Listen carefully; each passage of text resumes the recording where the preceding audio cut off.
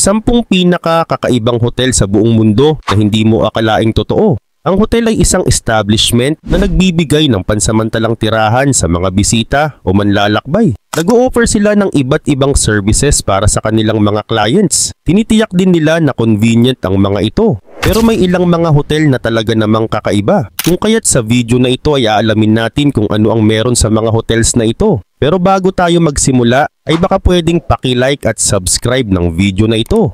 Malaking tulong at bagay na ito sa aming mga content creators. Maraming salamat po. Kaya naman simulan na natin.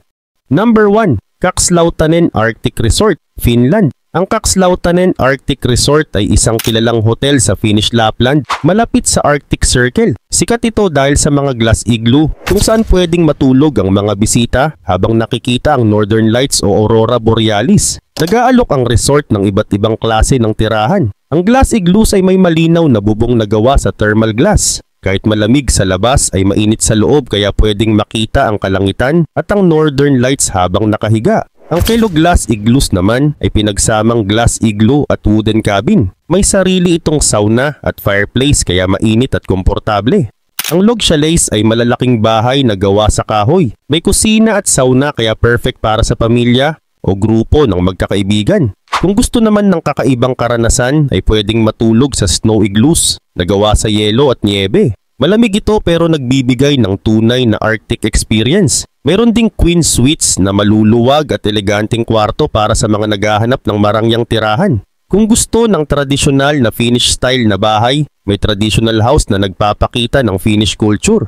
Para naman sa mga bata at mahilig sa Pasko, may Santa's Home kung saan makikita ang bahay ni Santa Claus. Maliban dito, maraming pwedeng gawin sa resort lalo na tuwing taglamig. Isa sa pinaka-popular ay ang Husky Safari kung saan pwedeng sumakay sa sled na hinihila ng mga husky dogs. Mayroon ding Reindeer Safari kung saan naman mga reindeer ang humihila ng sled. Isa itong tradisyonal na transportasyon ng mga Sami, ang katutubong grupo sa Lapland. Para sa mas mabilis at exciting na adventure, pwedeng sumubok ng snowmobile safari kung saan magmamaneho ng snowmobile sa malawak na tundra. Para naman sa mga gustong makakita ng Northern Lights, may Aurora Hunting, isang guided tour para hanapin ang Aurora Borealis sa gabi. Kung mahilig naman sa pangingisda ay may ice fishing, kung saan kailangang gumawa ng butas sa yelo para makahuli ng isda. Number 2. Ice Hotel, Jukkajärvi, Sweden. Ang Ice Hotel sa Jukkajärvi, Sweden ay isang kakaibang hotel na gawa sa yelo at niebe. Bawat taon, muling itinatayo ito dahil natutunaw kapag dumating ang tagsibol. Ito ang kauna-unahang hotel sa mundo na gawa sa yelo. Kaya maraming turista ang bumibisita para maranasan ang pagtulog sa loob ng isang malamig na silid. Matatagpuan ito malapit sa Torne River kung saan kinukuha ang yelo na ginagamit sa paggawa ng hotel. Nagsimula ang Ice Hotel noong 1989 nang bumisita ang ilang Japanese artists sa lugar. Nagdao sila ng isang ice art exhibition at maraming tao ang humanga sa kanilang mga likhang sining. Noong sumunod na taon ay isang French artist ang nagpakita rin ng kanyang gawa sa isang malaking igloo. Dahil walang matuluyan ang ibang bisita ay natulog sila sa loob ng igloo gamit ang sleeping bag at reindeer skin. Bawat taon, tuwing November ay iba't ibang artists mula sa iba't ibang bansa ang dumadayo sa Jukkajärvi upang magdisenyo ng bagong version ng hotel. Kinukuha nila ang malalaking bloke ng yelo mula sa ilog. Pagkatapos ay inuukit ito para maging mga dingding, ceiling at furnitures ng hotel.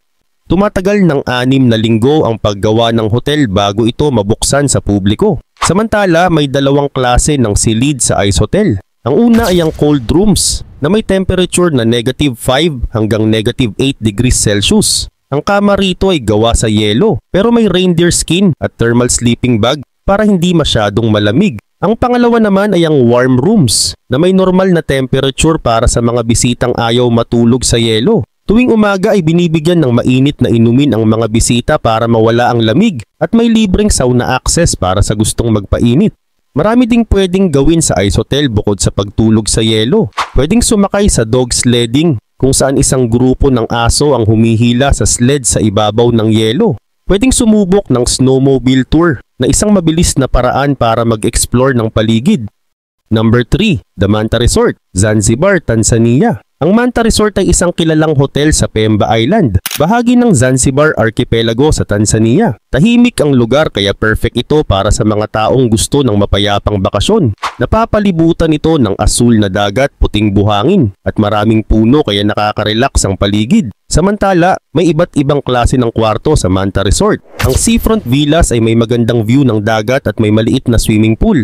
Kung gusto mo naman ng mas tahimik, may superior garden rooms at standard garden rooms na napapaligiran ng halaman at puno. Pero ang pinakakakaiba sa lahat ay ang underwater room. Ito ay isang floating room na may 3 bahagi. Sa itaas ay may maliit na deck kung saan pwedeng magpahinga at mag-relax habang tinitingnan ng dagat. Sa gitna naman ay may kwarto na may banyo at kainan. Ang pinakaibaba ay isang kwarto na nasa ilalim ng tubig kaya pwedeng makita ang iba't ibang klase ng isda at seafood habang natutulog. Para itong isang malaking aquarium kung saan ikaw ang nasa loob. Bukod sa magagandang kwarto, maraming pwedeng gawin sa Manta Resort. Ang isa sa pinakasikat na aktibidad dito ay snorkeling at diving kung saan makikita ang makukulay na coral reefs at iba't ibang klase ng isda. Meron ding mga boat trips kung gusto mong tuklasin ang dagat sa paligid ng isla. Kung mas gusto mo ng adventure sa lupa, may forest tours kung saan makikita ang ganda ng kalikasan sa Pemba Island. Para sa mga gustong mag-relax, may Kipepeo Spa na nag-aalok ng massage at iba pang body treatments. Ang pagkain sa resort ay gawa sa sariwang sangkap kaya siguradong masarap at malusog. Dagdag pa rito, ang Manta Resort ay hindi lang isang hotel kundi isang lugar na tumutulong sa kalikasan at sa mga taong nakatira sa isla. Meron silang Kwanini Foundation, isang proyekto na tumutulong sa pag-aalaga ng coral reefs at sa kabuhayan ng mga tao sa Pemba Island. Nakikipagtulungan din sila sa mga lokal na residente para mapanatili ang kultura at kalikasan ng lugar. Number 4. Sun Cruise Hotel, South Korea. Ang Sun Cruise Resort and Yacht ay isang hotel sa Jongdongjin, South Korea. Nakakaiba dahil mukhang isang malaking cruise ship na nakapatong sa tuktok ng bangin. Mukha itong barko na tila lumulutang sa dagat pero ito ay isang hotel sa lupa.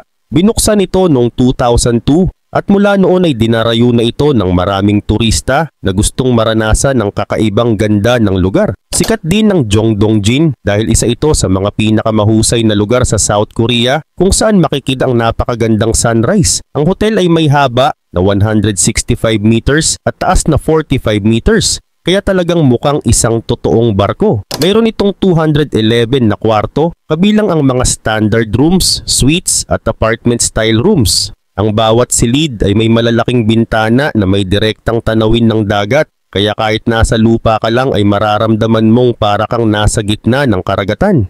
Mayroon ding 6 na function rooms na ginagamit para sa mga pagpupulong, kasal at iba pang mahahalagang okasyon.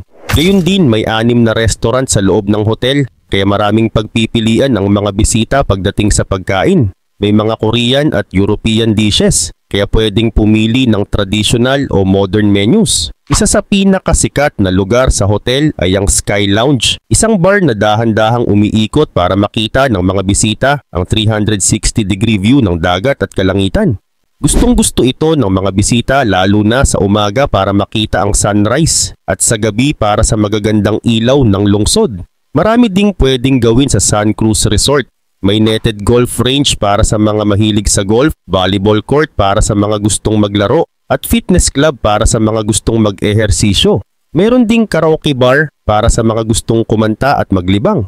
Ang swimming pool nila ay may salt water, kaya parang naliligo ka sa dagat kahit nasa pool ka lang. Para sa mga gustong mag-relax, may walking trails at landscape gardens kung saan pwedeng maglakad-lakad at ma-amaze sa tanawin. Number 5. The Spark Hotel, Germany. Ang The Spark Hotel ay isang hotel sa Bad Wurishofen, Germany. Isa ito sa mga paboritong puntahan ng mga turista dahil sa ganda ng paligid at convenient ng pagstay rito.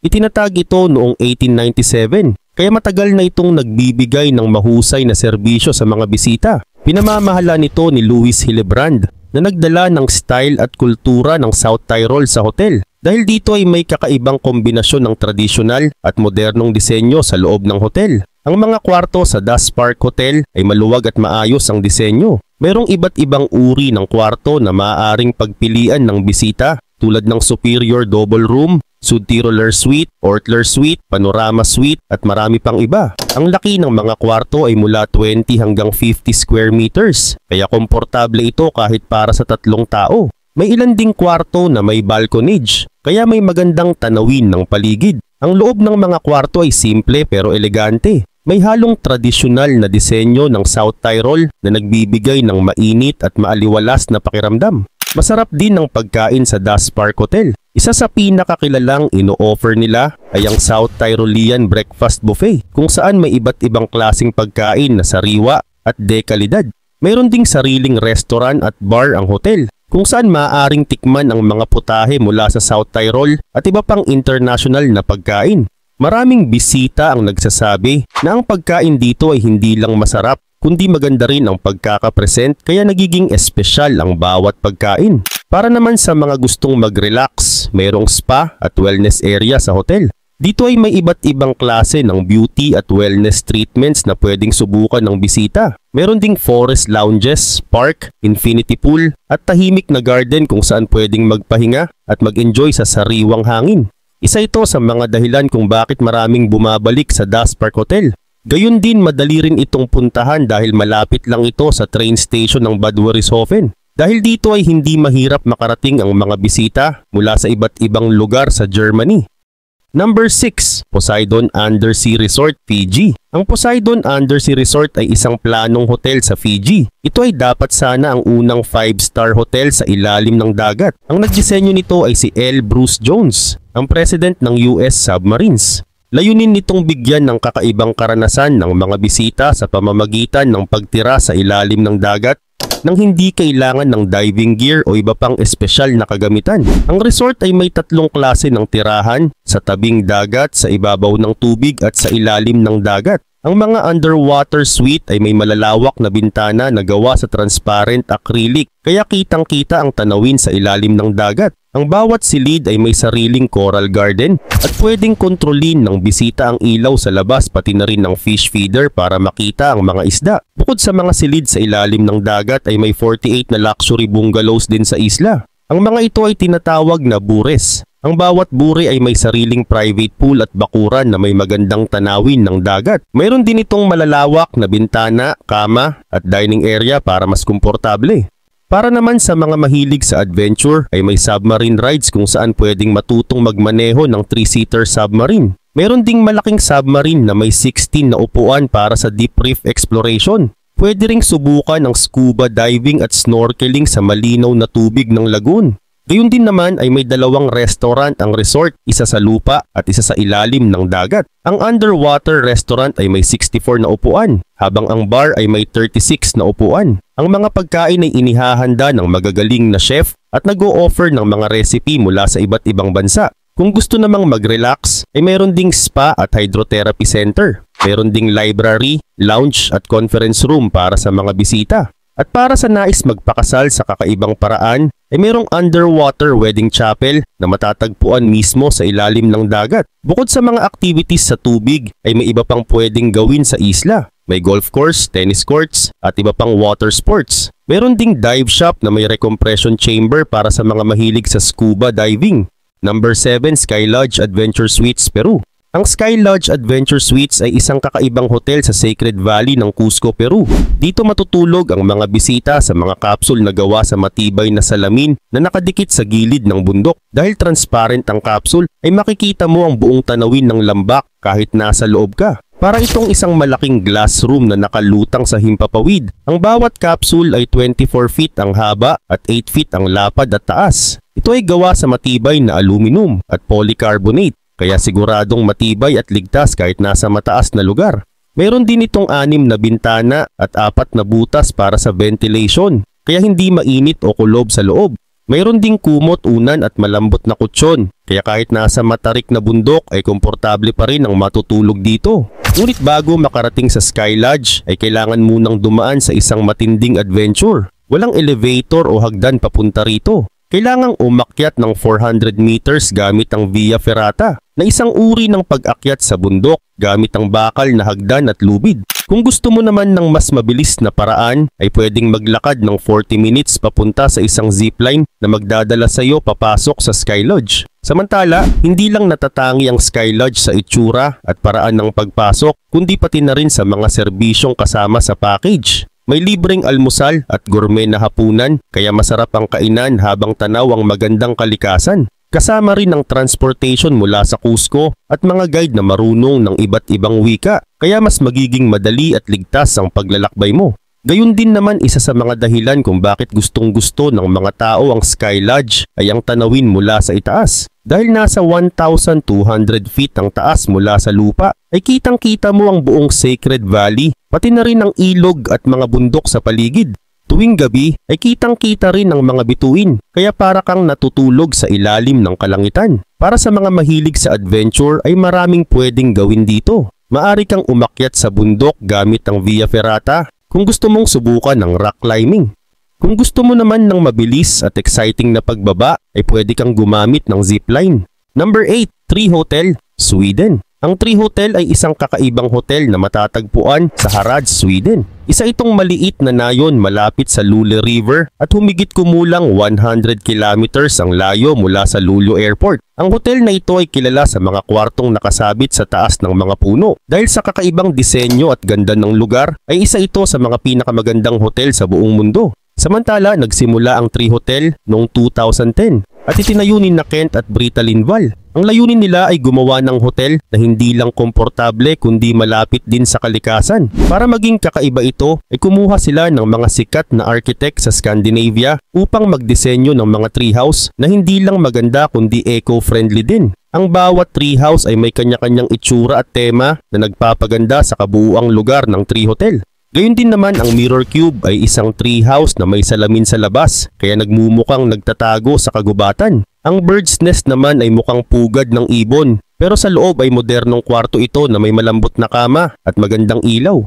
Ang The Cabin ay isang simple at modernong treehouse na mukhang nakalutang sa gilid ng burol. Ang UFO ay isa sa pinakakakaibang treehouse dahil mukha itong lumilipad na spaceship. Ang Dragonfly naman ay isa sa pinakamalalaking treehouse at madalas ginagamit sa mga meeting at espesyal na okasyon. Ang 7th room naman ay mataas at may malaking bintana para makita ang buong kagubatan. Habang ang Biosphere ay may mga pugad ng ibon sa paligid para makatulong sa mga ibon at para magkaroon ng mas natural na karanasan ng mga bisita. Dahil ang Tree Hotel ay nasa gitna ng kagubatan, ay maraming activities ang pwedeng gawin dito. Pwede kang maglakad sa gubat, mangisda o magkayak sa ilog. Sa taglamig ay pwedeng sumali sa Northern Lights Tour para makita ang makukulay na ilaw sa langit. Meron ding treehouse walk kung saan malalaman mo ang kwento ng bawat treehouse. Para naman sa mga mahilig sa adventure ay may biking at iba pang outdoor activities na pwedeng subukan. Karagdagan pa dito, isa rin sa pinakamagandang bagay sa Tree Hotel ay ang pagiging eco-friendly nito. Ang bawat treehouse ay ginawa gamit ang mga natural na materyales at hindi ito nakakasira sa kapaligiran. Wala itong regular na water system, kaya gumagamit ito ng eco-friendly toilets. Number 9, Giraffe Manor, Kenya. Ang Giraffe Manor ay isang sikat na hotel sa Nairobi, Kenya.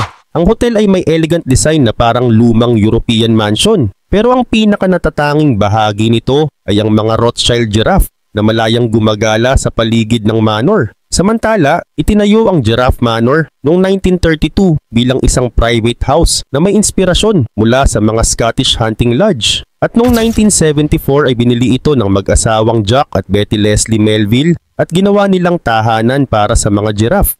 Ang unang giraffe na kanilang inalagaan ay si Daisy, na isang ulilang giraffe. Dahil dito ay naging sentro ang manor sa pag-aalaga at pagpaparami ng mga Rothschild giraffe, na isang uri ng giraffe na bihira at nanganganib ng mawala. Kaugnay pa nito, ang Giraffe Manor ay may 12 na kwarto at bawat isa ay may sariling disenyo at pangalan tulad ng Betty, Daisy, Jacqueline at Karen Blixen Suite. Malalaki rin ang mga bintana ng manor kaya madalas sumilip ang mga giraffe, lalo na kapag oras ng almusal.